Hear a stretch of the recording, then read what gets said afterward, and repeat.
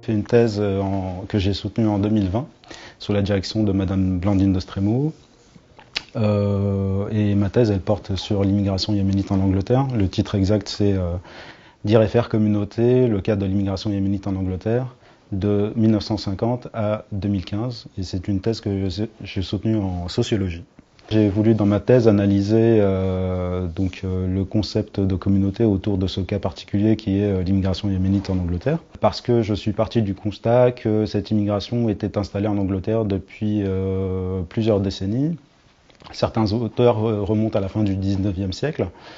Et j'avais remarqué de par mes lectures, c'est-à-dire avant même que je me rende sur le terrain, qu'ils étaient quand même pas mal liés avec leur pays d'origine. Je me suis rendu sur le terrain et là, c'est par une méthode qu'on appelle boule de neige que j'ai rencontré des personnes et puis la première personne que j'ai rencontrée m'a introduit à la seconde et ainsi de suite.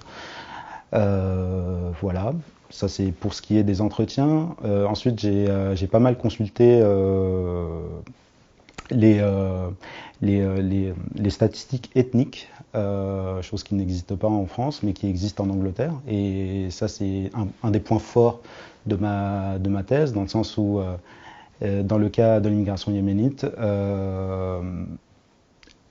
d'autres communautés sont reconnues dans ces statistiques ethniques, bien qu'elles soient arrivées plus tard dans l'histoire de l'immigration, tandis que les Yéménites d'Angleterre sont souvent assimilés à d'autres minorités, parfois black, et aujourd'hui c'est others, les autres. Et ça, c'est quelque chose qui les travaille dans leur discours et c'est un point que j'analyse. Et la particularité, moi, que j'apporte dans ma thèse, c'est le lien politique qu'on construit avec son pays d'origine. Puisque, comme je l'ai expliqué, une actualité brûlante dans le pays d'origine, ça amène les personnes qui sont installées en immigration depuis plusieurs décennies à s'investir politiquement dans le pays d'origine.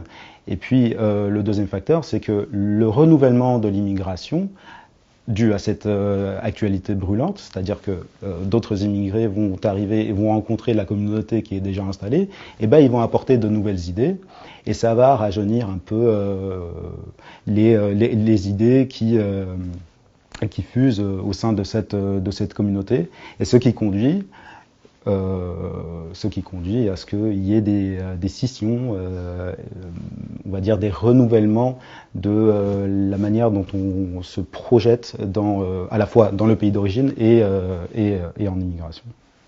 Ma thèse est, comme le cas de pas mal de recherches aujourd'hui conduites sur le Yémen, puisque les chercheurs aujourd'hui sont dans l'impossibilité de se rendre au Yémen. Moi, c'était mon cas dans ma thèse. J'ai pas pu m'y rendre à cause de la révolution et puis la guerre qui a éclaté, la guerre civile.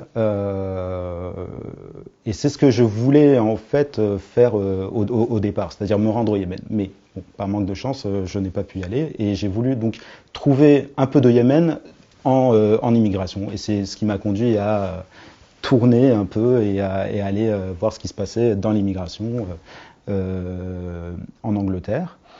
Et plus particulièrement en ce qui concerne les diasporas originaires du Sud, installées dans les pays du Nord, c'est un peu un des points forts, moi, dans ma thèse, dans le sens où, dans le cas yéménite, mais on a aussi pu le voir dans le cas de l'immigration algérienne en France, toute cette mobilisation, cette effervescence qu'on voit dans ces immigrations,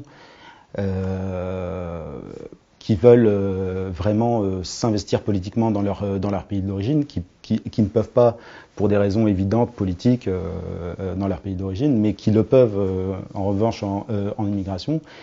Et donc ils le font, et c'est des porte-voix un peu des révolutions. Et aujourd'hui, par exemple, on peut le voir aussi dans le cas ukrainien. Et donc voilà.